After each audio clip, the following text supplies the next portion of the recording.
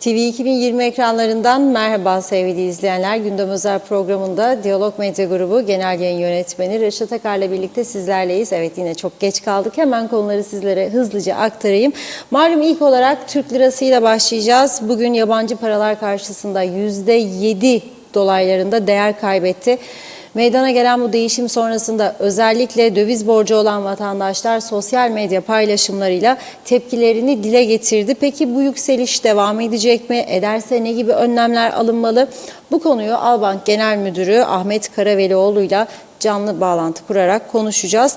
Ayrıca tabii Türk lirasının değer kaybı sonrasında vatandaşlar kendileri nelere dikkat etmeli, hangi konularda tasarruf yapılmalı? Bu konuyu da Ekonomi Eski Bakanı Derviş Kemal Deniz'le konuşacağız. Dövizin sabitlenmesini isteyen Hayvancılar Birliği Tarım Bakanlığı'na pazartesi gününe kadar süre verdi. Önlem alınmaması halinde eylem uyarısı geldi.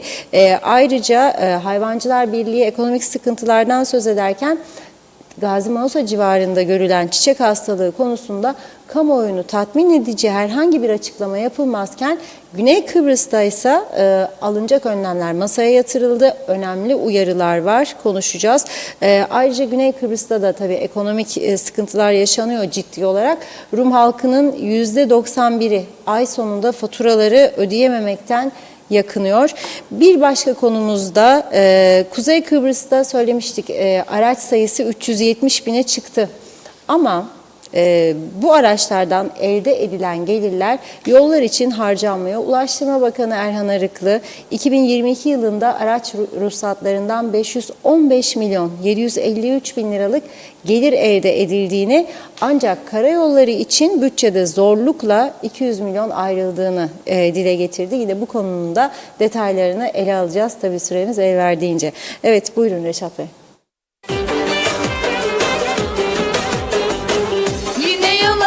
Yutturamadınız, atıp tutuyorsunuz boş boşa. Ayarını gülüm tutturamadınız. Bakınız dolar 10 lira. Sen dolarla mı maaş alıyorsun? Ne olmuş dolar onsa? Dış minnaklar, dış güçler bizi kıskanıyor Avrupa.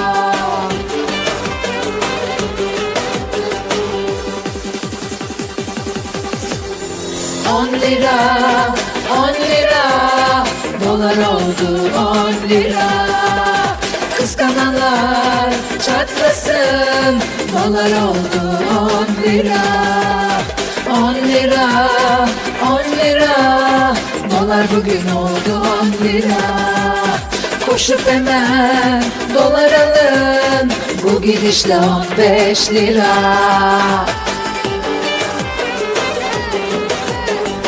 Tarif edeyim, öğreteyim sana, sade suya makarna.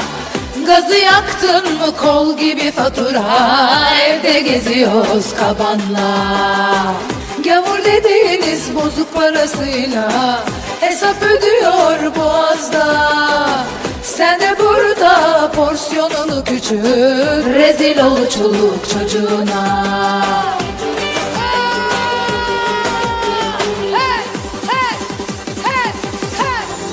10 lira, 10 lira, dolar oldu 10 lira.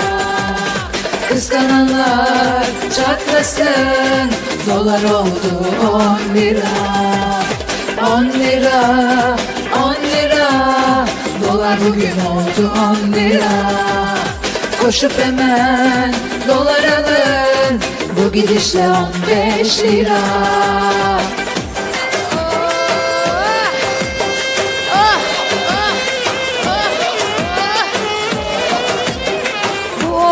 Kim çekiyor acaba? Bizim çekmediğimiz kesin. Biz çeksek of çekeriz. Of! Of be ya! Kıskananlar çatlasın. Dış minnaklar patlasın. Koyunlarım...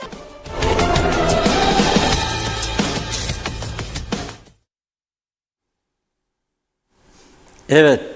İzlediniz değil mi? 10 lira olduğu zaman millet çıldırmıştı, yerlerde sürünüyordu. Dolar oldu diyor 10 lira diyor. Bu gidişle 15 lira diyor. 15'e razıydık, 20'ye de razıydık. Bugün olmuş 23.35 şu an itibariyle. Sabaha kaç olur bilemeyiz. Yaklaşık %7 civarında bir devalüasyon oldu bugün. %7 civarı. Son 3 gündür zaten 1-1,5 civarında değer kazanıyordu. Demek ki pazar gününden bu yana, yani yeni hükümet kurulduktan sonra Türkiye'de pazartesi, salı, işte bugün çarşamba, 3 günde %10 civarında bir devalüasyon gerçekleşmiş oldu Türkiye'de. Adını öyle demiyorlar. Kur ayarlaması, dövizdeki yükseliş. Peki devam edecek mi? Bilemeyiz. Bilen yok. Ama bir hız aldı gidiyor. Türkiye'de çok farklı değerlendirmeler var. Öyle olursa ne olacak? Yarın böyle mi olur? Şöyle mi olur? Tabii Kıbrıs'ta herkes ağırlıklı olarak euro ve sterlin üzerinden iş yaptığı için sterlin de olmuş 29-30. Vallahi çok değil. Ben 35'e kadar razıydım. Bilmiyorum sterlin için. Göreceğiz. Şimdi bugün oldukça önemli bir gün. Bunları etraflıca konuşmak, tartışmak istiyoruz. Çok izleyicimizden mesajlar aldık, telefonlar aldık. Ne olacak, ne edecek falan. Biz dedik bu konuyu uzmanlarıyla konuşalım. Önce bankacılık sektörü açısından konuşalım dedik. Ve Albank Genel Müdürü Sayın Ahmet Karavelioğlu ile bir canlı telefon bağlantısı, daha doğrusu Skype üzerinden bir görüşme yapacağız. Kendisiyle konuştuk. Borçlu olanlar ne yapmalı? Bundan sonraki pozisyon ne olmalı? Bunları Ahmet Bey ile konuşacağız. Ardından ekonomi eski bakanlarından Derviş Kemal Deniz'le canlı bağlantımız olacak. Onunla da ne yapmalıyız? Yani artık bu dövizde yükseliş olduğu, daha da olma riski var. Peki bunun karşılığında ne yapacağız? Fiyatlar yükselecek, durmak bilmeyecek.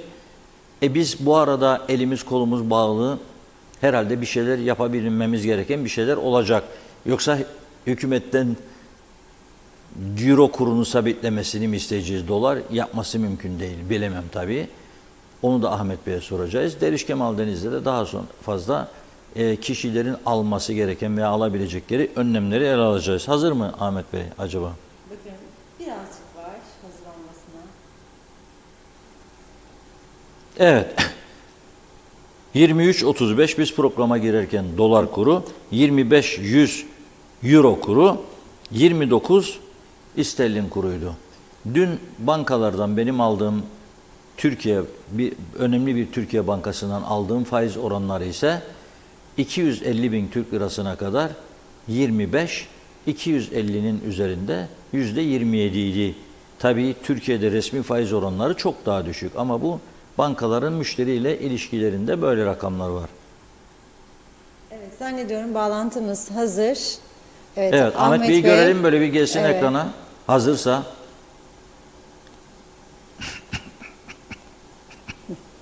Ayarlamak lazım. Ahmet Bey'in yarıdan kafası kesik. Arkadaşlar siz mi ayarlayacaksınız? Ahmet Beyciğim biraz geri yaslan, böyle geri. Sizin nasıl olsa dolarlar bugün yüksek. Yok. Nasılsınız Ahmet Bey? Kur çok artınca tabii o çok yaslanamıyoruz. Evet. Şimdi teşekkür ediyoruz katıldığın için. Ses bilmiyorum, yani ilk gelen sesler tamam değildi. Sezgin Bey ilgilensin bu konuyla lütfen. Muhammed'le. Şimdi siz zaten bekliyordunuz bir dövizde yükseliş, değil mi? Yani daha önce konuştuğumuzda sizinle bir döviz kurları hareketlenecek diyordunuz. Ama Doğru. bu kadar bekler miydiniz? Önce bundan başlayalım. Ve devam etme olasılığı var mı bu yükselişin? Devam etme olasılığı çok daha yüksek. Büyük ihtimalle doların biz 25'lere kadar geldiğini, psikolojik bir seviye gibi. Programa girerken 10 lira nasıl bir psikolojik seviyeydi? 10 lira olunca artık söyler duruma geliyor insanlar. Şimdi bence psikolojik seviye 25. Neden böyle oldu? Biliyoruz ki Türkiye'de seçim ekonomisi uygulandı ve seçim sırasında seçime girerken doğal olarak hükümet kuru baskı altında tuttu, faizi baskı altında tuttu ve bunun ikisinin birden baskı altına tutulmasının maliyeti olacaktı. Ve ben 12 Mayıs'tan yani seçimin 2. tura kalmasından bugüne yaptığım hesaplamada %18 gibi bir değer kaybı var. Bunun bir miktar daha yukarı gitmesi bekleniyor. 25'lere kadar gitmesi.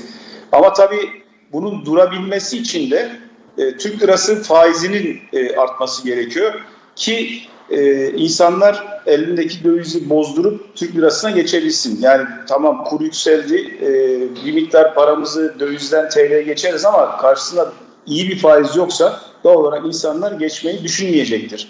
Yani insanları teşvik edecek bir faizin artık ortaya çıkması gerekiyor. Onu da 22 Haziran'da Perşembe günü Türkiye Cumhuriyet Merkez Bankası'nın bir toplantısı olacak. Faiz kararı toplantısı. Orada takip ederiz faiz nereye çıkacak, politika faizi.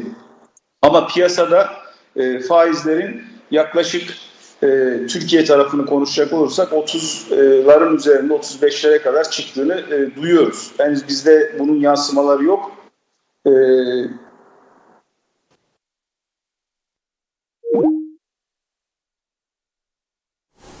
Evet, ne oldu? Yayınımız gitti.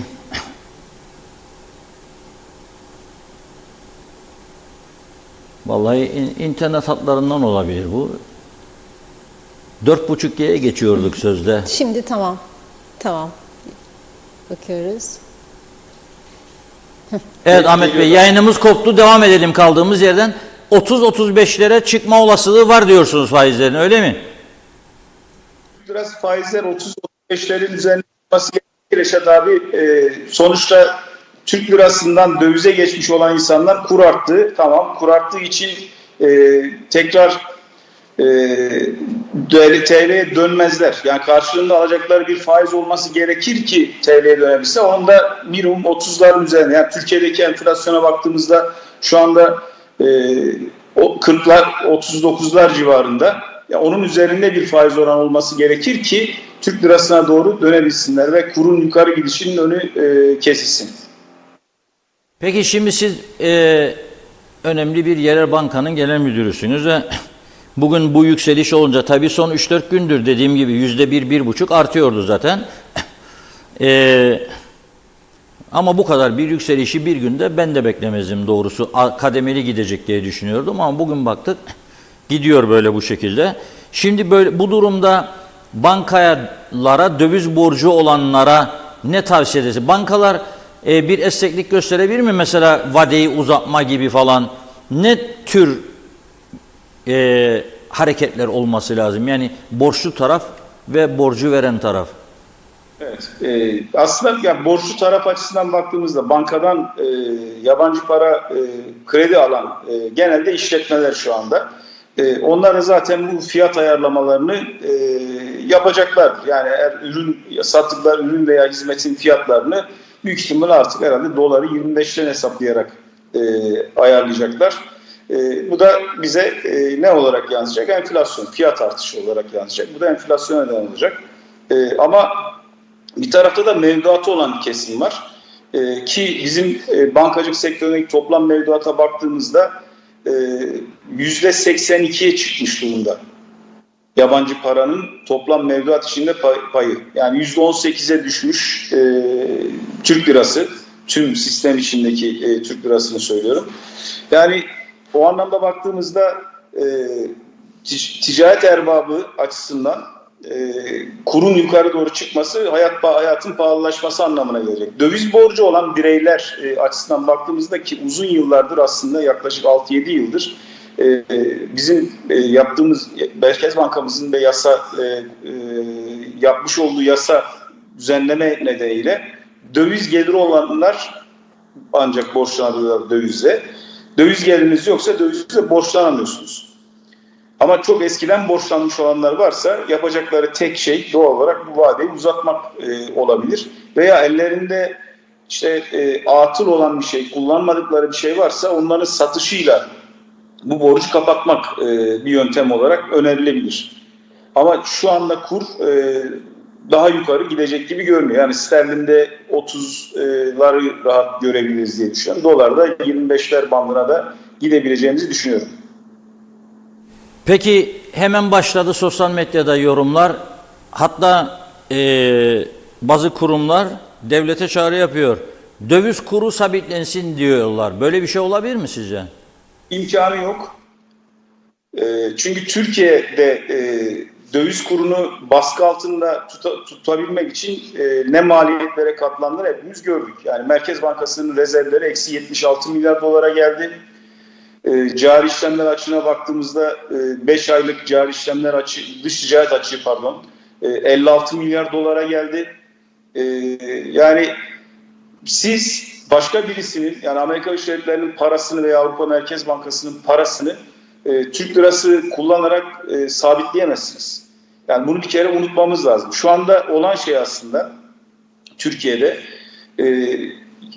seçim öncesi baskı altında tutulan kurun normalleşmesi. Böyle bakmak gerekiyor. Zaten onun için Türkiye'nin risk primini gösteren CDS dediğimiz Credit Default Swap düşmeye başladı. Yani seçim öncesi Reşat abi 700'lerin üzerine çıkan CDS şu anda 484 bas puana düşmüş durumda. Bu aslında şeyi gösteriyor. Yani kur normal yerine doğru gelmeye başlıyor. Zaten kurun olması gereken yer buralar değildi.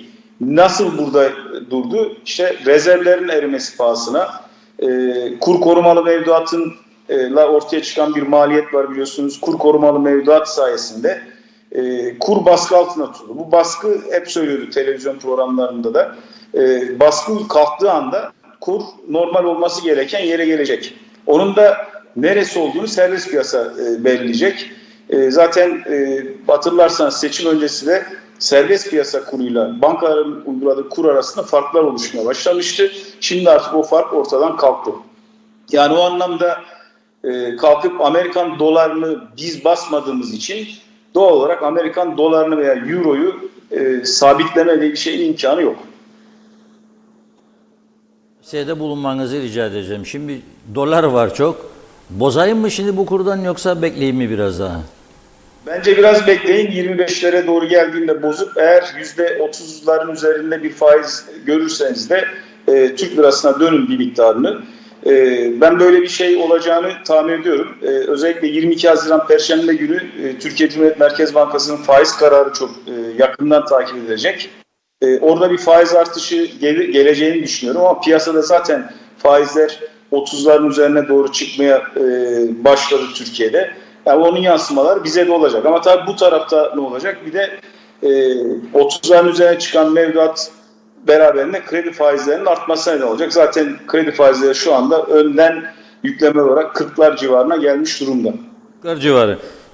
Bu yaşadıklarımız tabii hayat pahalılığı olarak yansıyacak. Enflasyon falan değil mi? Önümüzdeki tabii süreçte. kesinlikle hayatın pahalılaştığını göreceğiz. Onun için yapılacak olan şey Türkiye nasıl Mehmet Şimşek yönetiminde şimdi eminim harıl alır enflasyonla mücadeleyi ön plana alan bir ekonomi programı yapıyorsa bizim buradaki ekonomi yönetiminin de o hazırlığa başlaması lazım. Bizim ülke gerçeklerini dikkate alarak bir ekonomik program hazırlığını başlatıp uygulamaya almaları lazım. Şeyi unutmamamız gerekiyor. Kurun arttığı dönemde devletin gelirleri artıyor. Vergi gelirleri artıyor. Niye? Çünkü ithalattan alınan vergiler artıyor. Türk lirası değersizleştiği için Rum tarafından gelen talep daha da coşuyor. Yani bunlar büyük ihtimalle Rumların daha çok kuzeye geldiğini göreceğiz. Daha çok harcama yaptığını göreceğiz. Yurt dışından gayrimenkul sektörüne ciddi bir talep var. Onu göreceğiz. Yani devleti yöneten hükümetin doğal olarak enflasyonla mücadeleyi eğer Türkiye öncelikleyen bir programa başlıyorsa ki başlamak zorunda ve başlayacak, o zaman bizim de benzer bir programı uygulamaya almamız gerekiyor. Onun için çalışmaya başlamamız gerekiyor. Görüyoruz bu bilgiler için. Sağ olun. Ben espri yaptım. Tabii vatandaşların burada Kıbrıslılar genellikle sterlin mevduatı tutarlar veya sterlinle iş yaparlar, kiralar, miralar ya da euro. Euro. Siz bankacı olarak birisi, son bunu sorayım. Araba borçları çok var mı böyle euro cinsinden araba alıp? Bir arkadaş bana dedi ki Gördüğünüz bütün yeni satılan araçların %80-85'i banka kredisi dedi. Böyle mi sizce durum? Şöyle Reşat abi, zaten yabancı para borçlanması, geliriniz yabancı para yoksa onu belgeleyemiyorsunuz. Bu kira geliri olabilir ya da bir otelde çalışıyorsunuz, işte oradan elde ettiğiniz bir gelir olabilir. Yabancı para ödenen çalışanlar da var biliyorsunuz. Ya da Rum tarafında çalışıyorsunuz, oradan bir döviz geliriniz vardır. Ancak öyle dövizle borç alabilirler. Yani kredi alınmışsa da arabalarla ilgili TL kredi alınmıştır. Bireyler için söylüyorum. Yani ticari firmalar için Rahat doğal olarak olmalılar onlar. borç alabilirler onlar. Evet, çok teşekkür ediyoruz. Sağ olun. Kolaylıklar diliyoruz İyi sizlere. yayınlar diliyorum Reşat abi. Sağ olun. Evet, diyor ki Albank Genel Müdürü Ahmet Karavelioğlu, kur sabitlemesi olmaz diyor. Bunu unutsun isteyenler diyor. Vazgeçsin bu sevdan, olmaz diyor. Sebebini de anlatıyor. Türkiye'dir karar veren, Türkiye Merkez Bankası'na göre gidiyor. 2. Kıbrıs'ta mevduatlar, zaten Kıbrıslılar açık gözdür demeye getiriyor. Mevduatların %82'si dövizdir diyor. Yani demek ki vatandaşlar her tasarruf yapanın %82'si döviz olarak yatırmış bunu. Dolayısıyla bir kayıp yok, kazanç var. %18 TL yatıranlar üzülecek tabii. Çünkü %15, 18, 20 faiz alıyorlardı. Zaten 3 günde %10 TL değer kaybetti. Belki de aldıkları faiz yetmeyecek o günkü kura göre döviz almaları için. Bu da ayrı bir olay. Türkiye'de nedendir bu diyor. Çünkü Türkiye'de Türkiye Merkez Bankası'nda döviz rezervleri eridi diyor. Eksi 76 milyar dolardır diyor. Dolar. 76 milyar dolar eksi olunca yeni gelen Maliye Bakanı gayet sessiz ve sakin bir şekilde odasına gitti, oturdu. Tanışma toplantılarını başlattı personeliyle. Hiçbir şey yapmasına gerek kalmadı. Bir tek şey yaptı. Ayağını dolar freninden kaldırdı. Şimdi frene bastığınızda araba durur. Kaldırdığınızda araba gider değil mi? Dolar freninden kaldırdı. Dolar da gerçek değerini bulmaya başladı. Meselenin özü budur. Ama bundan sonraki adım nedir? İthalatçılar şimdi bakalım ne olacak? Artırın da şarapların fiyatını %20. Ama 7 yüksek. Ama der. Artırın da salçanın fiyatını %18. Artırın bilmem pirincin, Nescafe'nin, çayın falan. Gümbür gümbür bakkallar fiyat değişirmiş. Bizim Ömer arkadaşı yolladık bugün. Dedim önce biraz baklavaya dedim gittiğin markette. Bak markette satıyor biliyorsun şimdi baklava. Çeşitli tatlılar var. Biraz enerji koy sonra dedim soruları sormaya başla. Ona geleceğiz. Derviş Kemal Deniz Bey'i arıyorlar herhalde. Bekliyordu bizi. Şimdi de ekonomi eski bakanı Derviş Kemal Deniz Bey ile vatandaşlar olarak ne tür önlemler alabiliriz onu konuşacağız. Çünkü az sonra geleceğim hayvancılardan. Gene bugün hükümete şey var. Yani ultimatom var. Mustafa Naimoğulları bugün çekti kılıcı kalkanı, yürüdü ve süre verdi pazartesine kadar. Ya öyle ya böyle dedi. Aksi halde sokaktayız. Şimdi bu sıcaklarda başladı. Şimdi bu sıcaklarda yollarda traktörler, kombaylar çekilir mi arkadaş? Çekilmez. Ya hayvanlar sokakta olsun. Hayvanlarla da ilgili önemli sizlere aktaracağım bilgiler var bugün. Ben doğru gördüğümü, aldığım bilgileri aktarırım. Değerlendirmek sizlere kalır tabii. Hazır mıyız? Telefon bağlantımız hazır. Ekonomi Eski Bakanı Sayın Derviş Kemal Deniz hattımızda. Merhaba, hoş geldiniz yayınımıza. Derviş Bey.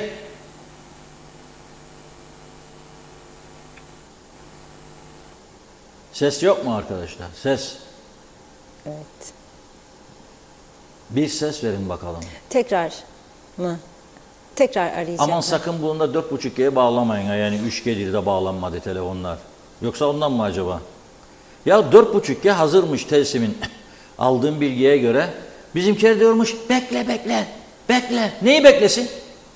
Adamlar 3 sene oldu ya 5G'ye geçti güneyde. Biz 4.5'a da razı olduk. Ne bekle diyorsun beni? Yokmuş yeraltı kablosuymuş, yokmuş telefon dairesi, fiber optikmiş falan filan. Bilmiyorum. Kapatın defteri, ben diyorum dükkanı, gidin eve, herkes istirahat etsin. Sıcaklar başladı. Tatil de gelsin, deniz, plaj falan gayet iyi olur. Yüzmek faydalıdır diyorlar. Güneşlenmek de, D vitamini, free of charge. Evet, bağlantımız hazır. Sayın Deniz hattımızda. Merhaba, hoş geldiniz. Deriş Bey, Yine bir ses. alo. Şu an hatta ama herhalde... bir Deriş problem Bey, duyuyor var. musunuz bizi? Ya bu teknolojide ne oldu ya bu? Basit bir telefon bağlantısı. Arkadaşlar üfürün biraz o mikrofonlara falan bakalım, sizin ya cihazlara. Bilgisayarlar mı tutukluluk yaptı gene? Ne oluyor?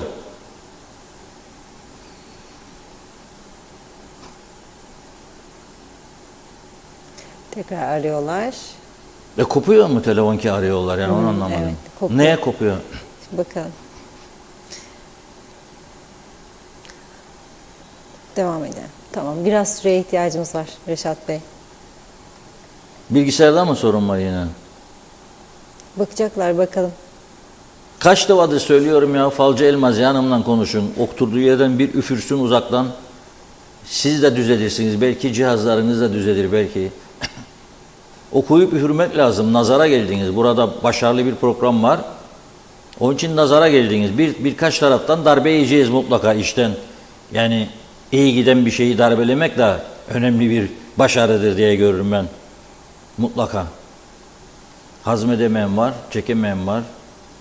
İçten dıştan kuvvetler çalışıyor.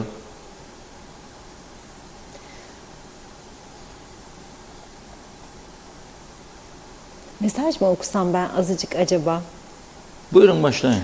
Çok giden mesajlarımız da oldu. Mesajların yoğun olduğu günlerimizden bir tanesi. Çok çok teşekkür ediyoruz. Hemen Hasan Nihat Erduran'ın mesajını görüyorum. İlk döviz geliri olmayana Bir telefon döviz ver, borç bir vermek telefon ver, hatadır bir diyor. Mülk değerlendirdi. Mülk değerlendi, TL borcu olanlar rahatladı, piyasalar demiş hep dengesini bulur, biri kaybederse biri de kazanır demektir daima. Emre Hadaklı iyi yayınlar diliyor, Mustafa Özcan müzik de güzel olmuş, Reşat Bey evet bakıyorum, Sibel Serin iyi yayınlar, harika başlangıç her zamanki gibi, Lord Manav bereketli iyi yayınlar diliyor, evlere serviste başlamış. Evet, Aslı Niyazi dolar 10 olsa çalıp oynayacağız. Nazime Nalbant, İskele'den herkese sevdiklerime selamlar, mutlu güzel akşamlar. Dövizin çıkması halkı perişan etti. Bir tarafta bu kadar pahalılık ne olacak böyle? Vatandaşlarımızın ve ülkemizin durumları. Hadi Türk parasıyla kazananlarda mı harcayanlarda sorun yok ama sterlin borcu olanların vay haline çok üzülüyorum. Allah yardımcıları olsun. Lord Manav bereketli diyor ki Cuma düşer.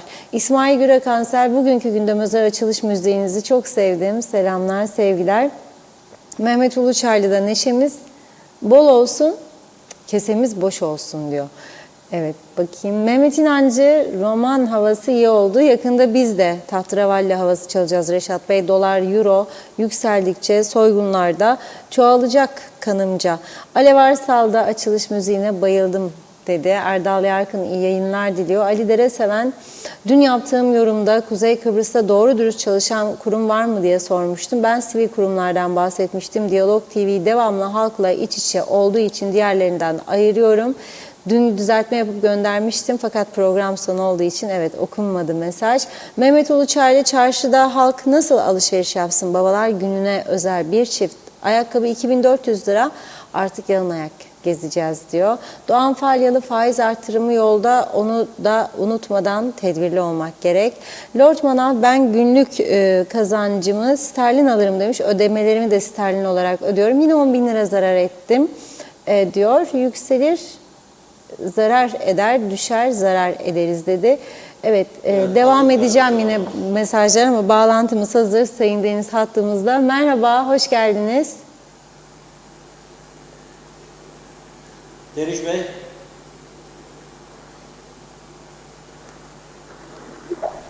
Deriş Bey duyuyor musunuz? Alo?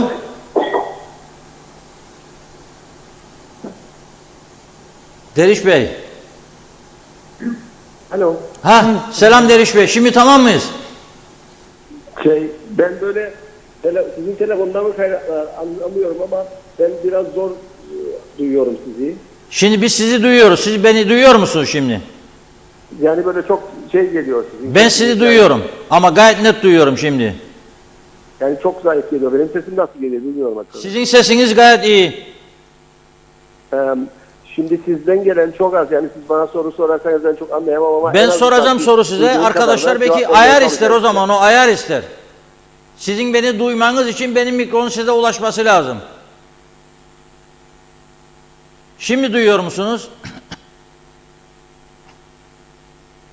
Duymaya çalışıyorum. Siz beni duyuyorsunuz değil mi? Ben sizi duyuyorum. Gayet iyi duyuyorum.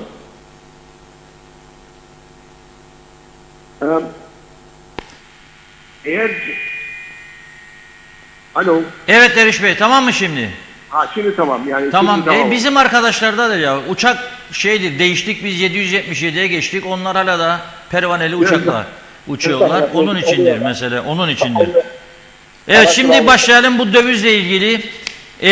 Az önce Sayın Ahmet Karavelioğlu ile görüştük. Albank Genel Müdürü. O diyor ki döviz kurunu sabitlemek mümkün değil. Çünkü toplumdan böyle sesler yükselmeye başladı. Sabitleyin, döviz kurunu sabitleyin falan. Önce sizinle bunu konuşalım. Sonra da geçelim bundan sonrası için neler olabilir?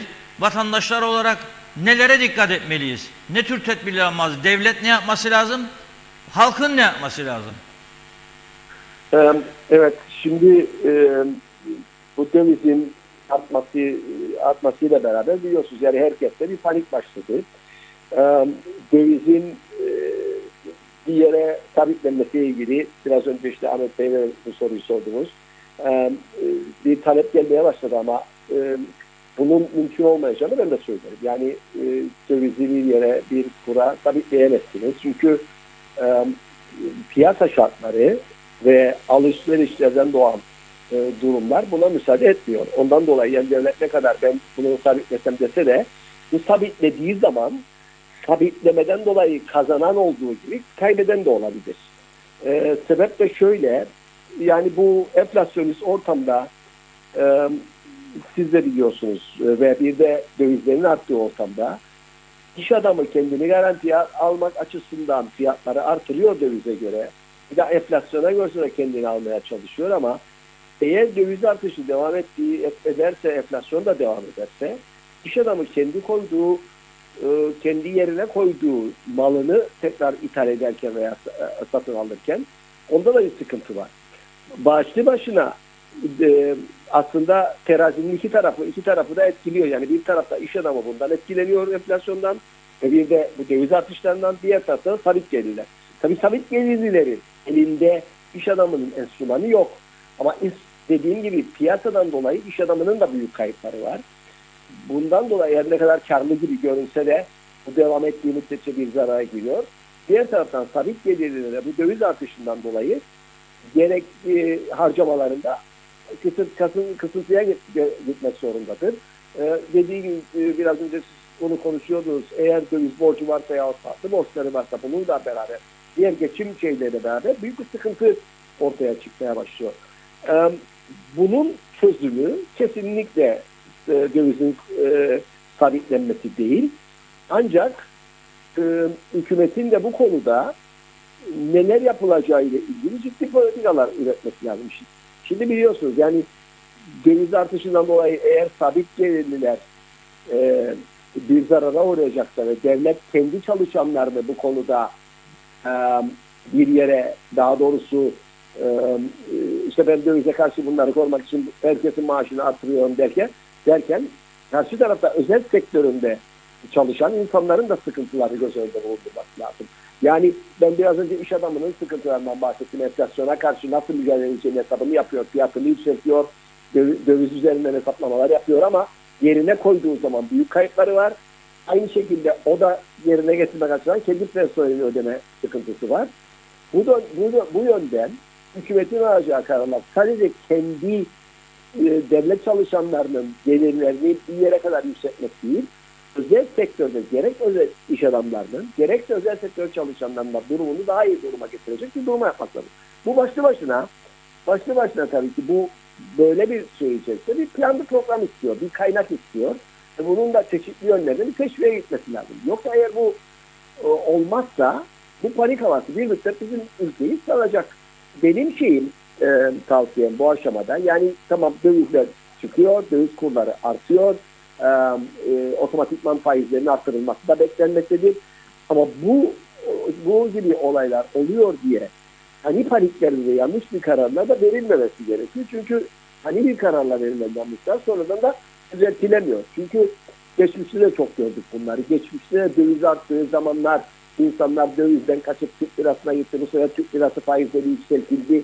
Türk lirası faizlerini ödeyemez duruma geldi. Yani ikisi arasındaki dengenin iyi görünür, iyi hesaplanıp, iyi yapılması gerekiyor. Yoksa herkes için çok bu muallaklık daha da muallak bir duruma gelebilir. Onun için yani biraz daha hem hükümetten bir şey bekliyoruz. Yani bu durumda bir şeyler yapması lazım. Ne yapması gerektiğiyle ilgili orada konuşuyoruz ama halkın da aniden paniklerle, ani kararlarla çok panik yapıp yanlış kararlar vermesiyle müsaade etmemek lazım. Biraz önce ben Ahmet Bey'i dinlerken bahsetti. Yani dövizle borçlanmalardan bahsetti. Bence dövizle borçlanmalarda son zamanlarda bir kısıtlama geldi. Döviz geliriniz yoksa döviz kredi vermiyorlar size ama o bakımdan Türk lirası borçlanmalar daha revaçta oluyor. Her ne kadar bütün mevduatlar döviz olarak %82 olsa bile ama şunu da belirtelim ki yani gidişat yakında Türk lirası faizlerinde yukarıya doğru çıkacağını gösteriyor. Yani şimdiye kadar baskı altına tutulmuştur ama zaten yani piyasalarda %25-27'den bahsediyor ama reel olarak faizler 40 ve yani benim beklentim bunun %60'lara kadar çıkacağı durumu. Şimdi Türk lirası faizleri yükselecek, kesin bu, biz görüyoruz bunu. Ve belli ki son seçim sürecinde de Cumhurbaşkanı Erdoğan daha da düşüreceğiz dediği halde bunu yapamayacağını anlamıştır herhalde. Mehmet Şimşek Bey'e bu görevi verdiğine göre yetkiyi de vermiştir. Onun için döviz zaten yükseliyordur. Faizlerin yükselmesinden sonra bu piyasayı zincirleme etkileyecek diye düşünüyorum. Bizim dün Asgari Ücret Komisyonu toplantıya oturmuş. Bugün bu %7,5'lük yükselişten haberleri yok da olamazdı tabii. Belirlemiş olsalardı dün mesela yeni asgari ücreti, bugün şartlar değişti. 22 Haziran'da Türkiye Cumhuriyeti Merkez Bankası yeni faiz oranlarını açıklayacakmış. 22 Haziran'a kadar zaten daha neler olacak bakalım dövizde göreceğiz. Faizler yükseldiği takdirde asgari ücret yükselecek. Malların ve hizmetlerin fiyatları yükselecek bu durumda tabii. Çünkü mesela personel gideriniz bizim diyelim ki 400 bin liraysa ayda %30 zam yaparsanız olacak 520 bin lira. Yani her şeyin üstüne zam gelecek. Zam üstüne zam ve pahalılık, enflasyon yükselecek. Bu durumda vatandaşlar nasıl çıkacak bu işin içine? Size göre ne yapılmalı? İlk tercih edilen önemli adımlar ne olmalı? Bazı alışkanlıkları mı terk edeceğiz? Ne yapacağız? Nasıl çıkacağız bu işin içerisinden? Şimdi şöyle değil. Yani insanların tabii geçinmesi için harcadıkları belirli bir yaşam tarzları da ve bundan dolayı da bir harcama yapıyorlar. Bunların içerisinde artık öyle bir döneme giriyoruz ki her kişi, her aile kendi içerisinde kendine göre lüzumsuz hissettiği birçok harcamasından kısıtlama yapmak zorunda kalacak. Yani ben işte bunu yapmasam da olur dediği kısımları yapmayacak. Ama dediğim gibi yani insanların hayatını işte bir elektriğini öder, gıdasını alır, işte çocuğun okul masrafları var filan. Bunlar gibi şeyleri mutlaka karşılar ama bunun dışında kendisinin esas hayatında temel ihtiyaçların dışında olan şeyleri bir müddet durumu görene kadar dikkat etmesi gerekir. Çünkü dediğim gibi öyle bir döneme giriliyor ki şöyle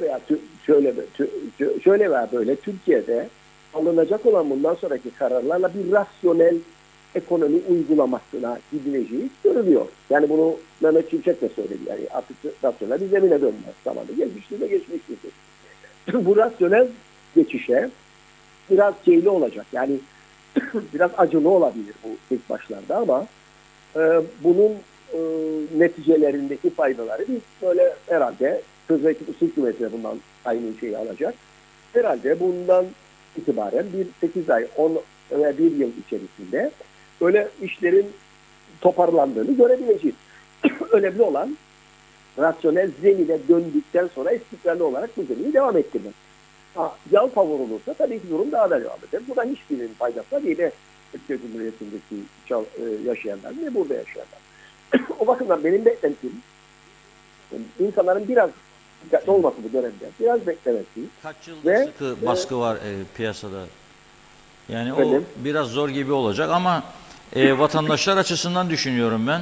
Yani asgari ücret bugün %30, %40 artırılsa bile yani bu ay sonunda, Haziran sonunda yani bu yeni oluşumlarla yine vatandaşlar ciddi sıkıntı çekecek diye görüyorum. Ama sizin önerilerinizi de tabii halim vaktim iyidir de bugün işte şuraya harcayayım, buraya harcayayım gibi düşüncelerden de artık vazgeçmek lazım. Yani ben de katılıyorum buna. Yani gereksiz olan bir şeyi almamak lazım. Öyle değil mi? Evet, onu yapmak lazım ama dediğim gibi hükümeti de burada çok önemli bir görev düşer. Çünkü öyle bir zamana gidiyoruz ki yani destek olması gerekiyor. Yani eğer bu böyle 1,5 sene uzayacak bir olaysa tekrar takiplerine otursun ve belirli çarklar dönsün belirli teşviklerine gelmesi lazım. Çalışanlar için, işverenler için. Yani bunda nasıl olacağıyla ilgili bunu farklı bir süre konuşuruz ama hükümete de önemli görevler düşüyor konuda. Evet. Peki çok teşekkür ediyoruz verdiğiniz bilgiler için. İyi günler dileriz. Yeniden görüşürüz Deriş Bey. Sağ olun. Hoşça kalın. İyi yayınlar. Görüşürüz. Evet. Türk parası neden değer kaybediyor? Türk parasının neden değer kaybettiğini herkes biliyor canım. Yani Türkiye'de ciddi sıkıntılar var. Ekonomik açıdan sıkıntıdadır. Bol harcamalar yapıldı, bol yatırımlar yapıldı. Ondan dolayı Türkiye'de ekonomi ciddi aralar aldı. Şimdi bu bir süre bekliyorsunuz. Ondan sonra kendini gösteriyor. Adamın cebinde 100 lira var. Şöyle düşünelim. Adam diyor ki çocuk bir şey söylüyor. Alalım evladım para vardır diyor. Veriyor.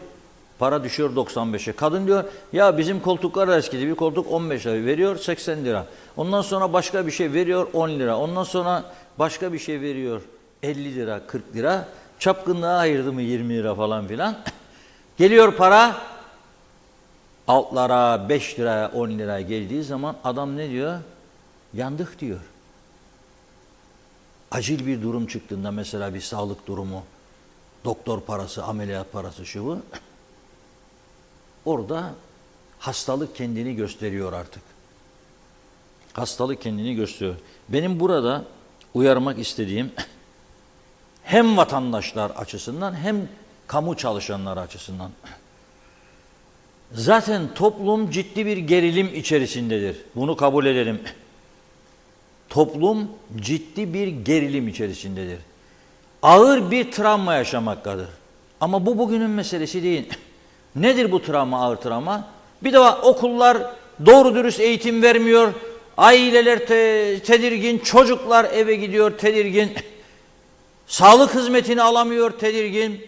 İlacını bulamıyor tedirgin. Yola çıkıyor, çukura düşüyor, lastik parçalanıyor. Büyük para adamın cebinde para yeter etmez tedirgin. Markete gidiyor bakıyor, dün aldığı fiyata bulamıyor, bugün aynı ürünü veya bir hafta önce aldığı fiyata bulamıyor. Psikolojik bir travma yaşıyor toplum. Dolayısıyla da insan ilişkilerinde de gerilim yaşanıyor. Dikkat edin.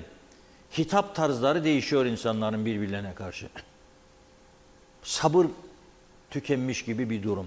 Şimdi Güzelyurt'ta bir olay olmuş, onun için söylüyorum. Sağlık ocağına gitmiş, adı üstüne Güzelyurt Sağlık Ocağı. Oraya gitmiş bir vatandaş. Röntgen çekilmesi lazımmış. Sağlık görevlileri demiş ki röntgen yok be kardeşim demişler burada. Tabii nasıl konuştular bilmiyorum. Sert konuştularsa bundan vazgeçsinler. Ama normal konuştularsa vatandaş tabii bu geri itilme yani röntgen yok nere? İşte gideceksin herhalde Burhan Nalbandoğlu'na falan demişler. O da gerilmiş. Bağırma çağırmanın dışında acil servisi dağıtmış, doğrudan dağıtmış.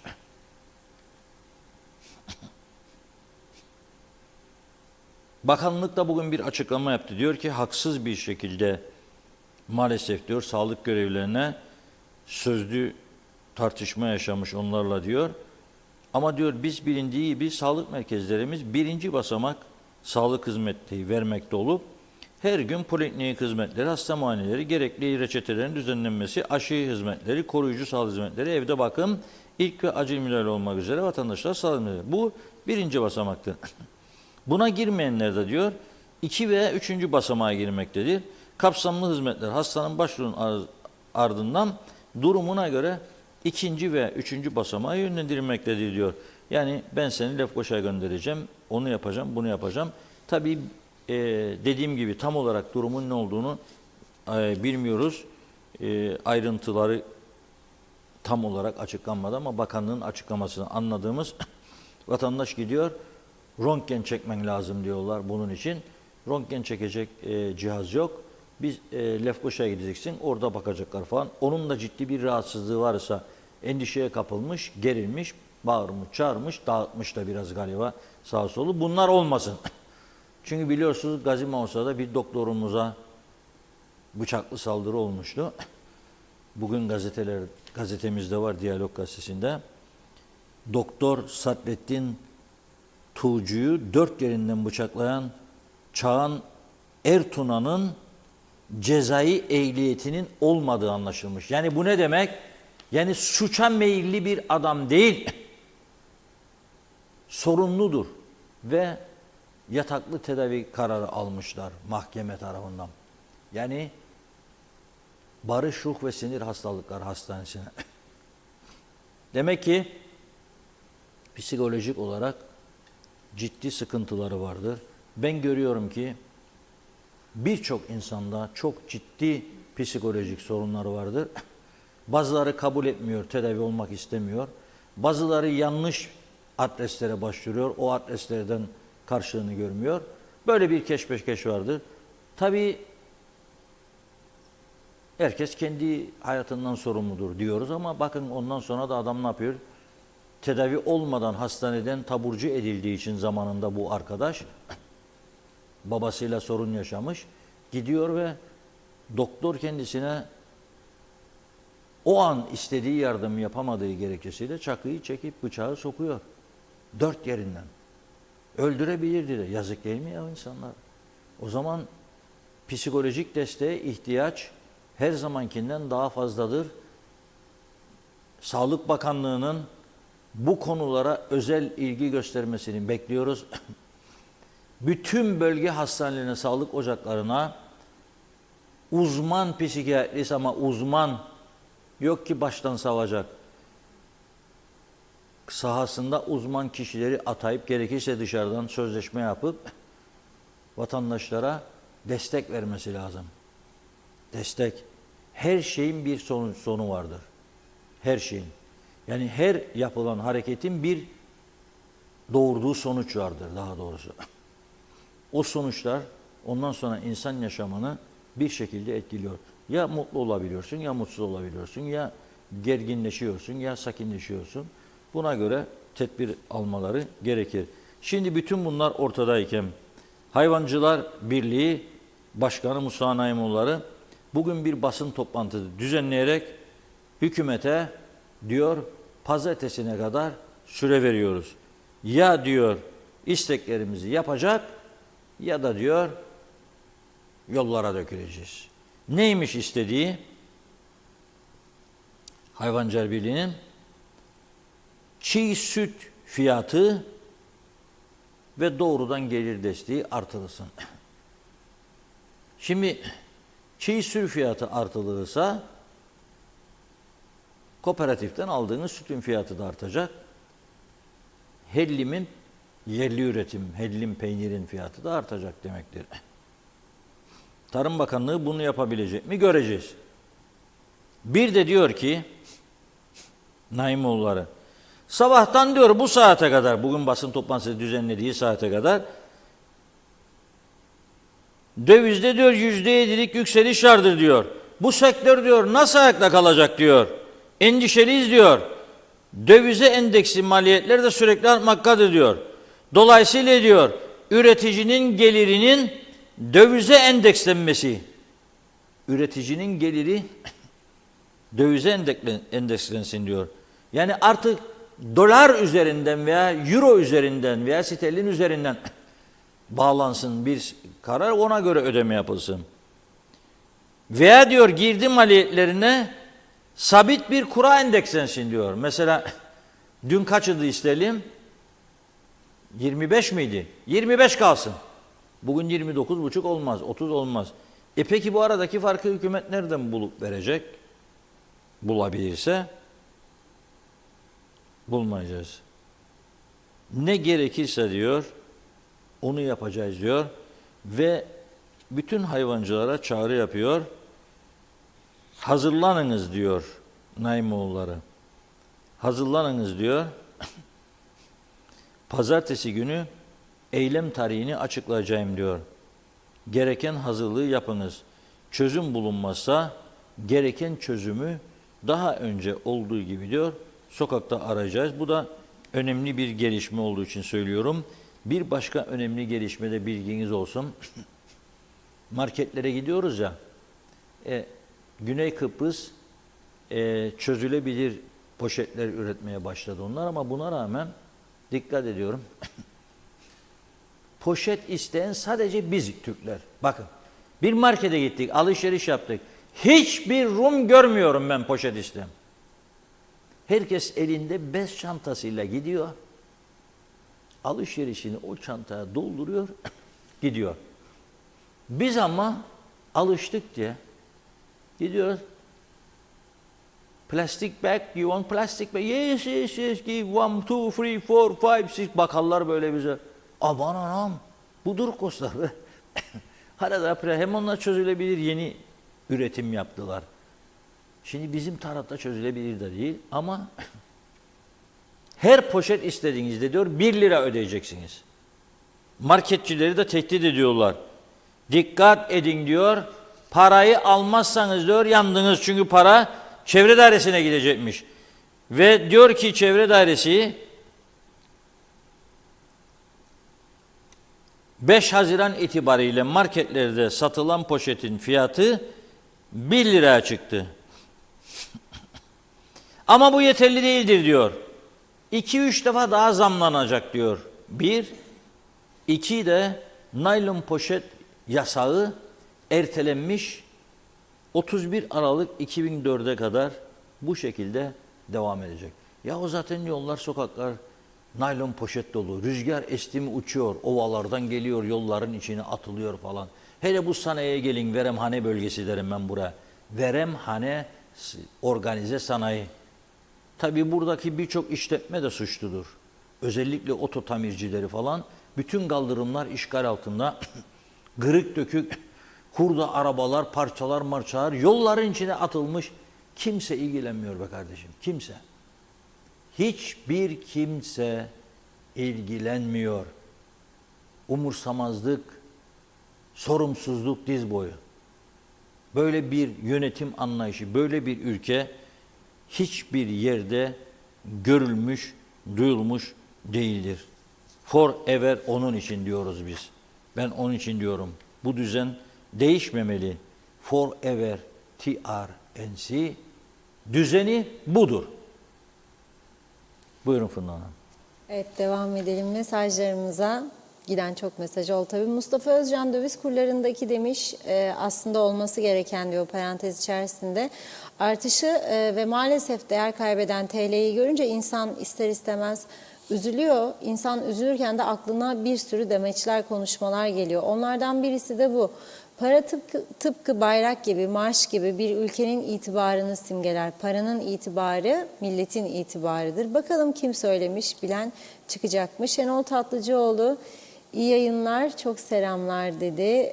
Pertev Kalkaner, Allah yardımcımız olsun yazmış. Lord Manav, seçim öncesi 29 aldık, sonrası düştü, yine zarar ettik. Şimdi diğer takside Allah kerim. Umutsuz bir vaka, halk umutsuz, geleceğini göremiyor. Hasan Nihat Erduran, her şeyde olduğu gibi internette de ambargoluyuz. E-mail ekinde turist mal talebe getirme gönderme de başlamadı.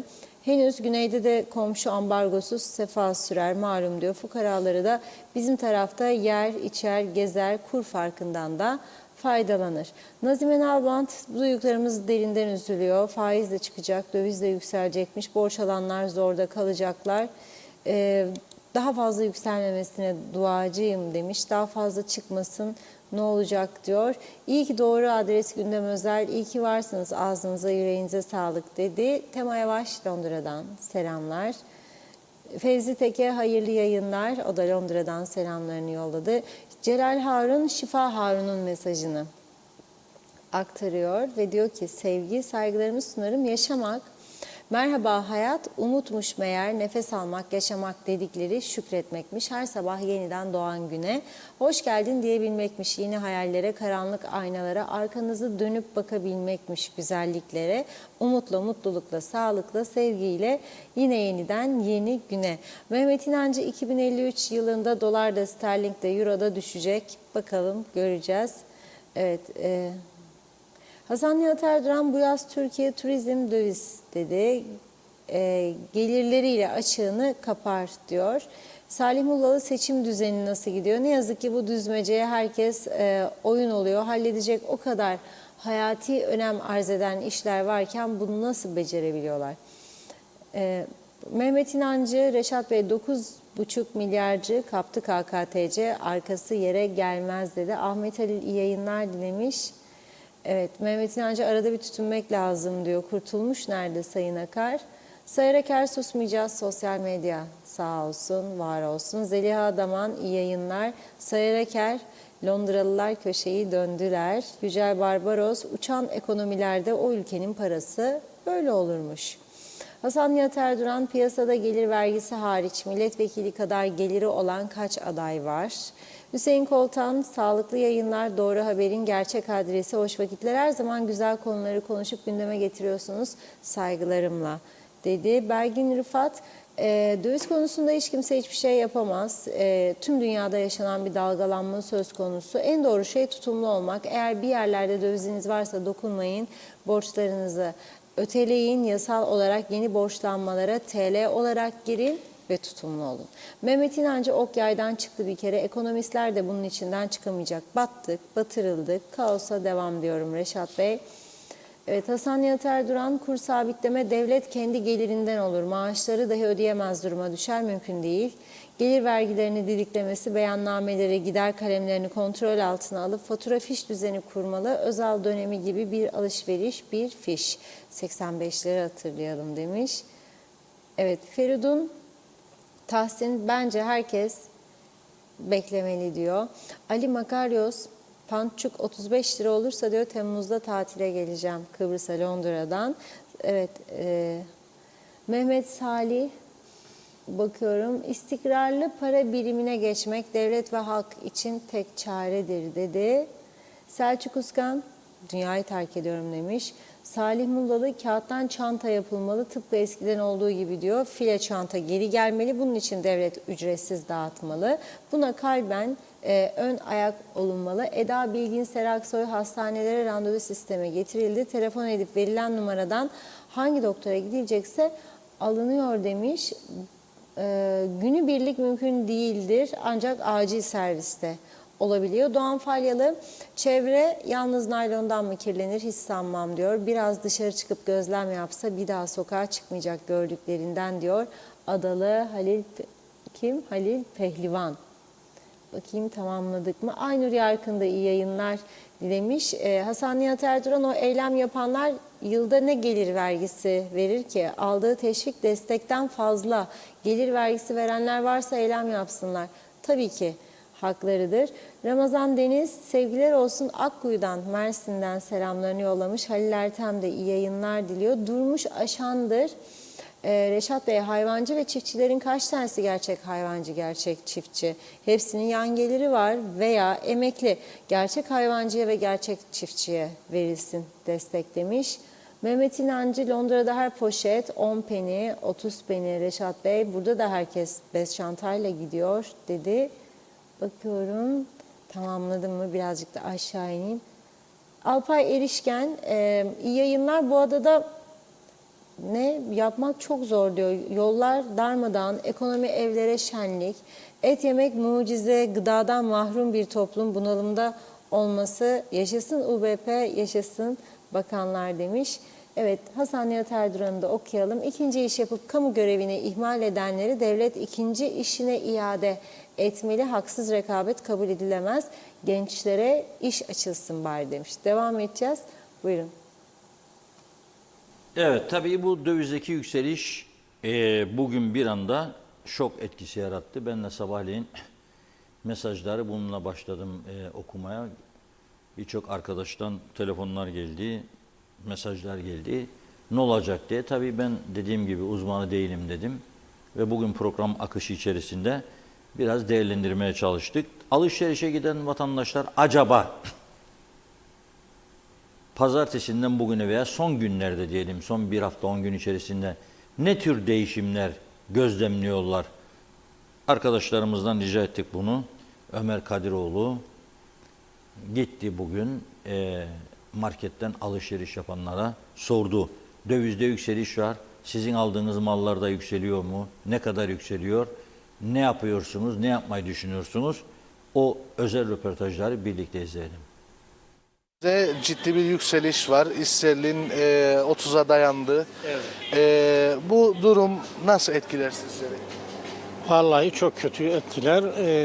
Zaten biz TL alıyoruz. Maaşlarımız yarı yarıya düştü. Ben emekliyim. Çok kötü. Allah sonumuzu hayır eylesin. Var mı döviz borcunuz? Vallahi döviz borcum vardı, kapattım ama biraz TL borcum var. Yani. Son zamanlarda yaptığınız alışverişlerde en fazla zamlanan ürünler nelerdir? Hangilerini gözlemleyebildiniz? Vallahi inanın eşimle geldiğimde ben o işi eşime devrettim. Vallahi çok her şeyde zam vardı. Yani burası gene fena değil ama çok fark var. Yani bir gün sonra gelirsin 40 lira, 30 lira, 50 lira. Mesela 40 aldım 62 oldu. Neydi o? Peynir. Peynir paket benim sürmedik. Süt ürünü. Aldık yani. Evet. Almaya çalışırız. Ne olacak böyle giderse? Vallahi aslında bütün toplum olarak suçluyum. Mesela ben şimdi dinlerim 15 tane milletvekili aday. Ya bu memlekette her şey dibe vurmuş. Bir milletvekili daha alsanız ne olacak, almasanız ne olacak? Yollarımız çukur, ışıklarımız yok, ne bileyim çöpler toplanmaz. Yani bunlar varken bu milletvekilliği için bu kadar hırs demek ki bu topluma layıktır. Yalnız beni değil de tüm Kıbrıs halkını yani TL kullandığımız için hepsini etkiler. Yani söyleyecek bir şey yok. Yani bir çare bulmaları lazım. Yani bazı muhalefet partiler ki dövize euro endeksi ödeme olsun falan. Adamlar doğru söyler. Yani her gün cebimizdeki para eri bir şey alamıyoruz. Yalnız bakıp da geçiyoruz. Son zamanlarda en fazla zamlanan ürünler hangileri? Saymadan bir tane değil ki hepsi. En fazla zamlananlar. Et öyle. Yani domates hiç yerinde durmaz. Yani ev ihtiyaçları neyse temizlik malzemeleri falan. Yani affedin bir tuvalet kağıdı ve bir böğün alırsan 160 lira, devlet suyunu alın 200 usul para, 220 liraya. Böyle şey olmaz ya. Denetim yok. Denetim yok. Ne olacak böyle giderse? Öyle ne olacağını kendileri de bilmez siyasiler. Yani bu iş böyle yani bir şey için koştururlar, bir sandalye için, ara seçim için. Yani dünya kadar para harcarlar, masraf yaparlar, halkı düşünen yok. Anamızı ağlattılar. Başka ne söyleyelim? Pahalılık diz boyu. Aldığımız maaş evimizin masraflarını, çocuklarımızın okul masraflarını gidermez. Peki var mı döviz borcunuz? Yok. Döviz borcunuz Yok, yok. TL'dir. Şanslısınız o zaman. Şanslıyık bir yönden ama nereye kadar şanslıyık? İlla ki bu yağmurun tolusu bizi de tutacak. Peki şunu sorayım. Son zamanlarda en fazla zam alan ürünler nelerdi? Temel gıda, yiyecek içecek. Yani zam almaması gereken en son şey yiyecek içeceğe binilen zamlardır. Tüm temel Tabii ki. Tabii ki devletimiz eğilim kaldırsaydı bu şeyleri, fonları getirenlere, icraatçılara da buraya bunlar da düşecekti. Pahalıya almayacaktık. Burada en ucuz yer burasını buluruk biz. İsmi lazım değil yani bu marketin. Gelirik alırık aylık alışverişimizi. Minimum tuttuğu 5.000 TL. 5.000 TL minimum. Düşünsen yani et yok, tavuk yok, yağ yok içinde. Hiçbir şey yok. Aldıklarınızı bir ay kullanabiliyor musunuz? Hayır, hayatta kullanamam. Tabii ki. Nereden baksan bugün 4 kişilik bir evin mutfak masrafı yaklaşık 8.000-9.000 TL'yi bulur sana. Tüpün nerede? Benzinin, telefonun, elektriğin, dünya başı. Şimdi klimalar yoktur. Yarın klimalar başlasın. Aynı olacak. Dövizde ciddi bir yükseliş var. İsterlin bugün 30'a dayandı. Bu durum sizleri nasıl etkiliyor? Bayağı etkiliyor ekonomik olarak. Yani çalıştığın emeğin hep boşa gidiyor. Çünkü gelirin yetmiyor yani. Emeğini karşılamıyor. Bayağı zorluyor insanı tabii. Süt ürünleri çok zam alıyor. Mesela hellim alıyoruz. Her hafta fiyatlar değişiyor. Aldınız mı hellim? Almadım da şimdi gidip en ucuz yerde alacağım. Burada biraz daha ucuz şeymiş yani pahalı. Mesela köyde oturuyoruz. 150 lira, burada 135 lira. Arada 15 lira fark var yani. Böyle fabrika var. Gidip fabrikada bakacağız işte. Dövizde son zamanlarda ciddi bir Çok büyük bir patlama oldu, bir yükseliş oldu. nasıl etkiliyor sizi bu? Vallahi döviz borcu olana Allah yardım etsin. Var mı sizin borcunuz? Yok benim çok şükür yok ama olana da ben çok acıyorum. Çünkü zaten döviz alacak gücüm de yok. Sosyal yardımla yaşayan bir insanım ben. Ama durum çok kötü gerçekten. Bunu samimi söylüyorum. Hiçbir zaman bizim hükümette bir denetim yok. Adamlar Allah korkusu olmayan istediği gibi fiyatı yükseltiyor. Allah korkusu olan da azıcık bir indirim yapıyor. Halk oraya hücum ediyor. Bu kadarını diyebiliriz. En fazla zamlanan ürünler hangileri oldu? Makarna oldu, pakla çeşitleri oldu, et çeşitleri oldu. 3 ayda 1 kilo et yeriz ya yemeyiz. Bu kadar. Bütün halkı etkilediği gibi tabii ki bizi de etkiliyor. Bütün her şey sıfırdan tabana kadar pahalanacak demektir. Sterlinle ithal edilen her şeye zam gelecek demektir. Bunları büyüklerimiz, hükümetler düşünmesi lazım. Yani bu halk ne olacak? Halkın yapabileceği bir şey yok. İşte görüyorsun sabah oldu marketlere yığılıyor. İyi kötü alışveriş yapmaya çalışıyor. Evet. Peki marketlerde yaptığınız gözlemlerde son zamanlarda en fazla zamlanan ürünler nelerdir? Vallahi her şey zamlanıyor. Yani birini ayırıp o birini çıkarmak doğru değil. Her şeye zam geliyor. TC'den gelen mallara da zam geliyor. İngiltere'den gelen mallara da zam. Üçüncü ülkelerden gelen mallara da zam geliyor. Peynirinden tut, ununa kadar, yağına kadar, zepsesine kadar görüyorsunuz. Böyle giderse ne olacak? Tükeneceğiz. Başka çaresi yok. Çünkü hiçbir kimse şu zamanda üretime yönelmiyor. Yönelemiyor, yapamıyor da. Üretim yapsa içinden çıkamıyor. Girdiler çok pahalı. Yani ben emekli bir insanım. Zor geçiniyoruz. Çocuklarımız nasıl başaracak, nasıl bu yaşlara gelecek ben ona şaşıyorum.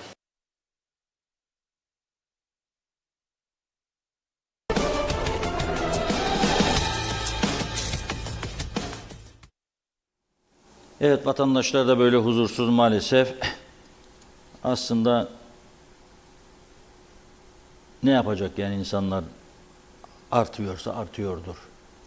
Yani elinden ne gelir? Kısabildiği kadar harcamaları kısıyor zaten insanlar. Ama nereye kadar? Yani ana tüketim maddelerini alamayacak duruma doğru gidiyoruz. Tabii bunu da söylemek zorundayım. Bugün Güney Kıbrıs'ta bir Avrupa Birliği tarafından yaptırılan bir kamuoyu araştırmasının sonuçları açıklandı. Her 3 ayda bir yapıyorlar. Eurobarometer dedikleri araştırma. Bu araştırmanın sonuçlarına göre Güney Kıbrıs'ta yaşayan insanlar Rum halkının yani %76'sı yaşam düzeyinin sürekli düşmesinden şikayetçi. %91'i ise ay sonu geldiğinde faturaları ödemekte zorlandığını belirtiyor. Yani durum onlar açısından da iç açıcı değil ama hiç olmazsa onların paraları aynı düzeydedir. Sadece bir miktar pahalılık vardır. O pahalılığın sebepleri var. Covid-19, ardından Ukrayna Savaşı, sadece Rusya yönelik ambargolardan dolayı ciddi kayıpları var. Özellikle de turizm açısından. Düşünün siz 1 milyon 200, 1 milyon 300 bin civarında Rus turist ağırlıyorlardı. Bunu kaybettiler. Doğrudan uçuş yok Moskova'ya veya diğer Rus şehirlerine. Ciddi sıkıntıları var ama bunu başka yatırımlarla kapatmaya çalışıyorlar bu açığı. İşte Limassol'da önümüzdeki günlerde devreye girecek olan Avrupa'nın en büyük otel kazino işletmesi var. Makao'lu şirket, yani Çinlilerin işleteceği bir kompleks. 300 bin turist artısı hedefliyorlar. Bunun yanında yeni marinalar, çok sayıda yelkenli gemi çekiyorlar Kıbrıs'a. Varlıklı insanlar, zenginleri getiriyorlar. Bunun yanı sıra o bölgelerde villalar, apartmanlar yüksek fiyatlarla ve Arap dünyası. Düşünün siz Suudi Arabistan'a ilk defa Larnaka'dan uçak seferi başlattılar. Haftada 2 ayrı havaalanı, haftada 2'şer-3'er gün galiba. Şimdi Çin'e hazırlanıyorlar ve Amerika'ya hazırlanıyorlar. Özellikle Çin'e doğrudan uçuşlar gündemdedir. Bakalım önümüzdeki günlerde ne tür bir gelişme olacak. Şimdi bir Hayvancılar Birliği'nden bahsederken demiştim ki başka bir sorun daha var. Beklediğimiz, yani açıklama beklediğimiz. Nedir o sorun? Biliyorsunuz çok değil, bir hafta 10 gün önce Gazi-Mausa bölgesinde 15 binin üzerinde küçük baş hayvan ve 2000 civarında büyük baş hayvanda çiçek hastalığı görülmüştü. Ve bir panik havası yaratıldı. Bu panikten sonra hayvanlara Türkiye'den getirilen aşılar yapıldı, çiçek aşısı. Ve bize de yapılan açıklamalarda dediler ki bu aşılar şimdi yeni üretimdir. Yapıldıktan son bir gün sonra hayvanın eti yenebilir. Halbuki Tarım Bakanlığı ilk 28 gün sonra demişti. Şimdi uygulama ne olmalı? Yani hayvanlar hasta oldu. Ne yapılmalı? Şimdi Rum kesiminde şu an itibariyle böyle bir hastalık yok. Fakat bizdeki bu hastalığın Güney Kıbrıs'a da yayılma riski olduğu için o günden beri bir alarm durumu var adamlarda. Ve bu alarm durumu çerçevesinde Rum Veteriner Dairesi ile Tarım ve Çevre Bakanlığı bu konuyu günlerce değerlendirdikten sonra Rum Temsilciler Meclisi Tarım Komitesi'ne giderek orada değerlendirme yapmışlar. Ve Veteriner Dairesi alınan önlemlerden bahsetmiş ve yapılması gerekenleri sıralamış. Şimdi bakınız, arada bir tezat var. Diyor ki Rum gazeteleri bugün, birinci adım diyor, eğer bizde de görülürse hayvanın telef edilmesidir. Eğilin. Baktınız, gördünüz ki çiçek hastalığı vardır, hayvan hastalığa yakalanmıştır. Birinci adım telef edilmesi, öldürülmesidir yani. Toprağı kazıp içine gömüyorlar. İkinci adım, görülmeden, başlamadan hayvanların aşılanması. Şimdi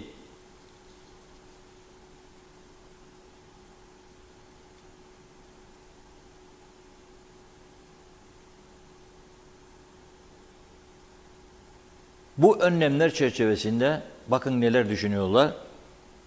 İkinci bir emre kadar hayvanların olduğu yerde bırakılması karar almış. Taşınma yok diyorlar. Yani hayır, ben bozuyorum mandıramı da başka bir yere taşıyacağım, yok. Oldukları yerde kalacaklar. Ve Veteriner Dairesi ekipleri bütün hayvan besleyicilerin olduğu yerleri ziyaret ederek hayvanları kontrolden geçiriyor. Durum şu an itibariyle güneyde bu merkezdedir.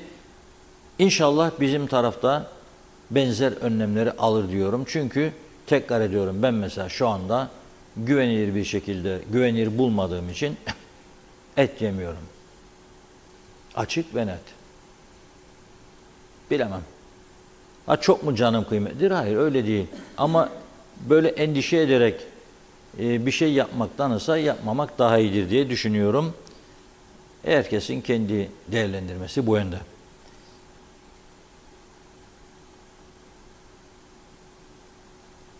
Ve bugün Diyalog Gazetesi'nin manşeti. Çok önemli bir konu. Ama biz dövize bugün odaklandık. O yüzden dövizle başladık. Halbuki dün gazetemizde dünya rekoru, bir rekor daha diye bir başlık atmıştık. 370 bin araç var trafiğe çıkan Kuzey Kıbrıs'ta. Sadece bu yılın ilk 5 ayında 6300 yeni araç girdi devreye. Şimdi biz de bunu dedik ki arkadaşlarımıza, bir gezin bakalım. Yani bu kadar araba arttı fakat önemli merkezlerde görüyorsunuz Lefkoşa'nın bu Gönyeli çemberinin olduğu bölge rezalet. Doktor Fazıl Küçük Bulvarı rezalet. Lefkoşa'nın Ortaköy Lefkoşa rezalet. Dere boyu rezalet. Girne. Girne'nin içine girme derler artık. Girne içine girme.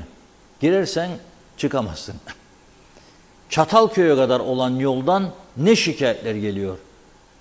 Alsancak yolunda da zaman zaman oluyor ama çift şerit olduktan sonra kısmen rahatladı. Esas Çatalköy yolu. Korkunç bir trafik sıkışıklığı var. İnsanlar şikayetçi. Peki o zaman bu paralar nereye gidiyor be kardeşim? Bunu Ulaştırma Bakanı'na sorun geldik. Hangi paralar? Araba satılıyor, vergileri var. Her araba için ruhsat çıkarılıyor. O ruhsatların parası nereye gidiyor bu paralar? Sorun.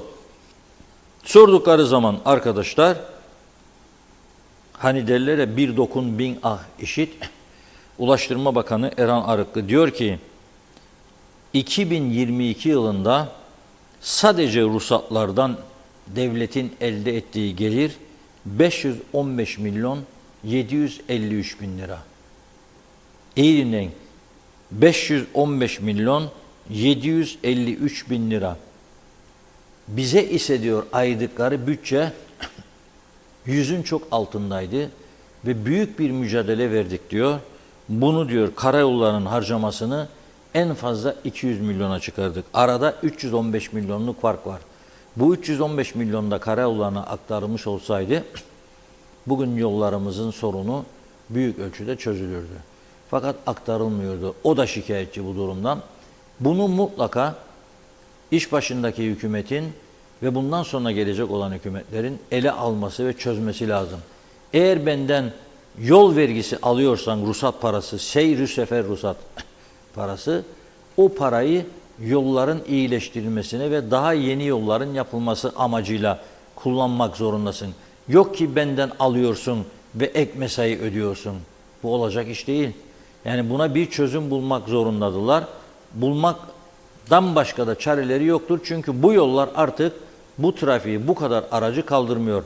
İkinci bir önlem, aynı aileden bir adam ikinci arabayı alıyorsa, mesela ben Reşat Akar olarak bir arabam var, ikinci araba alıyorsam ikinci arabaya ek vergi getirmeleri lazım.